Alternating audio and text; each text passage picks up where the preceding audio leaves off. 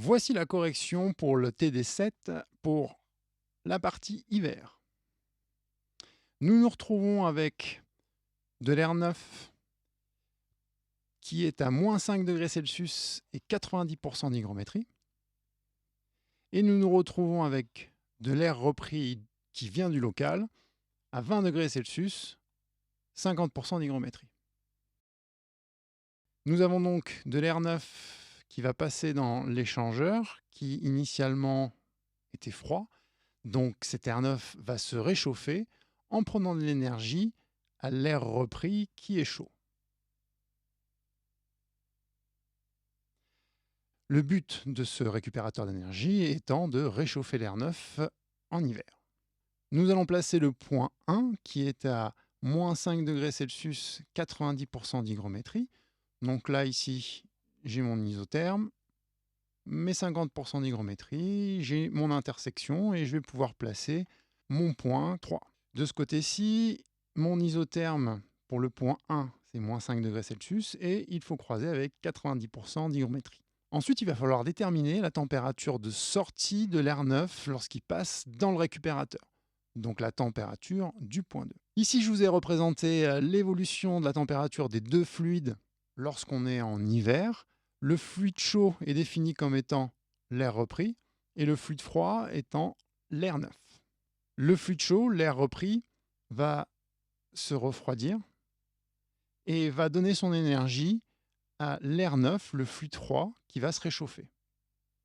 Si j'avais une efficacité de 100%, j'arriverais à réchauffer mon air neuf qui est froid en hiver jusqu'à la température de l'air repris qui vient de mon local.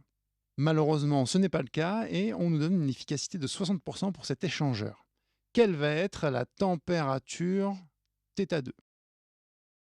Je retrouve ici l'équation de l'efficacité qui me dit que c'est la puissance réellement échangée sur la puissance maximale échangeable. La puissance échangée est égale à la puissance utile de l'échangeur et dans ce cas-ci, à quoi sert mon échangeur ? Il me sert à réchauffer l'air neuf.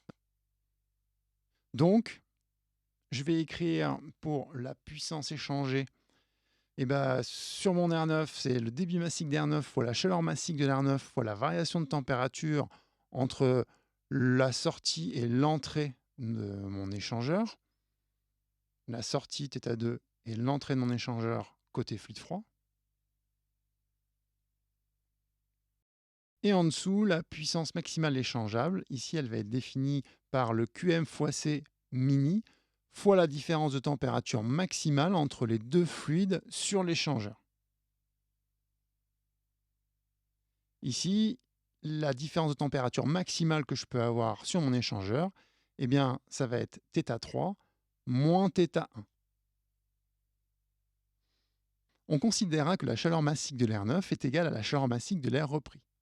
Mon équation devient celle-ci, les chaleurs massiques se simplifient. Comme le débit massique mini, dans ce cas-ci, c'est le débit massique de l'air repris qui est à 2,8 kg par seconde, mon Qm mini, ça devient QMR repris. Maintenant, il s'agit de sortir θ2 de l'équation. Le membre qui est au dénominateur m'embête et je veux le faire passer de l'autre côté de mon signe égal. Comme j'ai l'opération divisée, pour passer de l'autre côté, ça va devenir multiplié. Ensuite, à droite de mon égalité, j'ai mon débit massique d'air neuf qui m'embête. Je vais le faire passer de l'autre côté de l'équation. Comme j'ai le signe multiplié, mon débit massique d'air neuf, je le fais passer de l'autre côté et ça devient divisé. Il ne me reste plus qu'à avoir θ2 tout seul. Mon moins θ1, je le fais passer de l'autre côté de mon signe égal, ça devient plus. Et en dessous, j'ai inversé toute l'équation de façon à avoir θ2 à gauche de mon signe égal. Je n'ai plus qu'à remplacer par les valeurs numériques. Et nous trouvons 9 degrés Celsius. Nous voici sur le diagramme de l'Hérémide. Je vais pouvoir placer le point 2. 3. Nous revoilà sur le diagramme de l'Hérémide et nous allons pouvoir placer le point 2, dont nous savons que la température est de 9 degrés Celsius. Donc à 9 degrés Celsius, je trace mon isotherme. Je sais que L'air neuf ici va se réchauffer. Comment est-ce que ça évolue lorsqu'on a un chauffage? Eh bien, ça va évoluer à teneur en eau constante. Donc je trace une horizontale entre mon point 1 qui est ici et mon isotherme 9 degrés Celsius.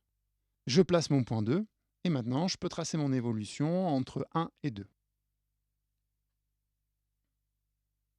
Pour la suite, nous allons avoir besoin des valeurs des enthalpies des points 1, 2 et 3. Je trace mes isenthalpes et cela me permet de définir l'enthalpie des points 1, 2 et 3. Quelle est la puissance échangée sur l'air neuf? Alors, nous avons une puissance qui a été gagnée par l'air neuf et qui est équivalente au débit massique d'air neuf fois la variation d'enthalpie sur l'évolution d'air sur l'air neuf. Je vais prendre l'enthalpie 2 et 1. Si je retourne sur mon diagramme, je vois que l'enthalpie 2 est supérieure à l'enthalpie 1. Donc ça me fait finale de moins initiale 1. Je vais bien avoir quelque chose de positif. Ça me fait 3 fois 15 moins 1. On en déduit qu'il y a une puissance gagnée sur l'air neuf de 42 kW. Comme le rendement thermique est pris égal à 100%, on peut dire que la puissance qui a été gagnée par l'air neuf a été intégralement perdue par l'air repris. Donc nous avons aussi une puissance sur l'air repris de 42 kW. Maintenant, il va falloir déterminer l'enthalpie de sortie de l'air repris, soit le point 4. J'écris mon équation, la puissance perdue par l'air repris, ça va être mon débit massique d'air repris fois la variation d'enthalpie sur mon échangeur. Je vais faire enthalpie initiale moins enthalpie finale. Pourquoi? Parce que je vais avoir quelque chose de positif. Je vais avoir un refroidissement de mon air et éventuellement, je vais aller jusqu'à la courbe de saturation HR égale 100% et que par la suite, si je prends encore de l'énergie à l'air, je vais avoir une évolution qui va ressembler à ceci. Je vais déshumidifier l'air en suivant la courbe de saturation HR égale 100%. Je vais enlever les traits de construction de mon point 2.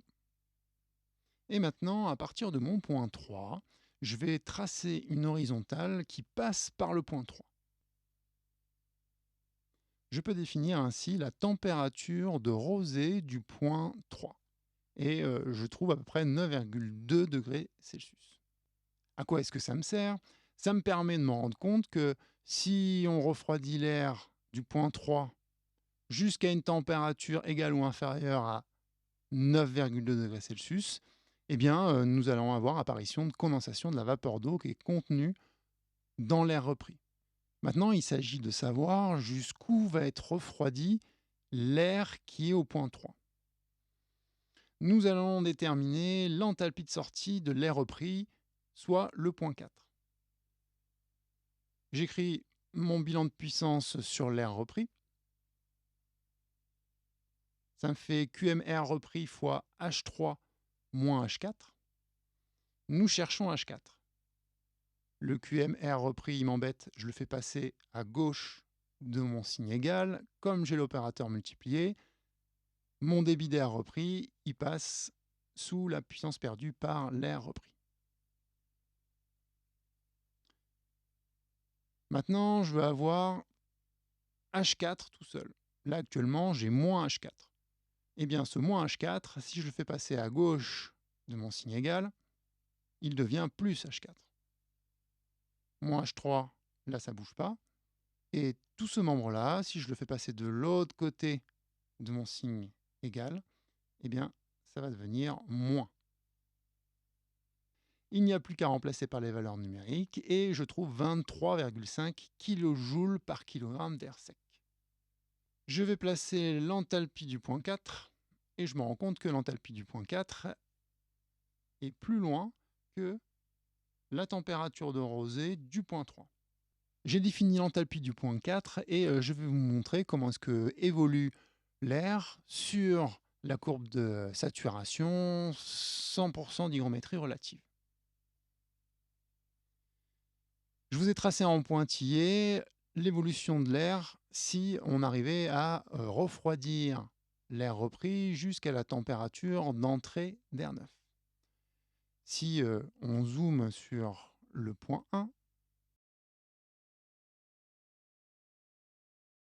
je vais placer une croix verte qui représente la température de surface de mon échangeur qui dépend elle-même de la température d'entrée d'air de l'air neuf. Alors, cette température de surface, ce n'est pas la température de surface moyenne de l'échangeur, c'est la température la plus froide qu'il y a au niveau de l'échangeur côté air neuf.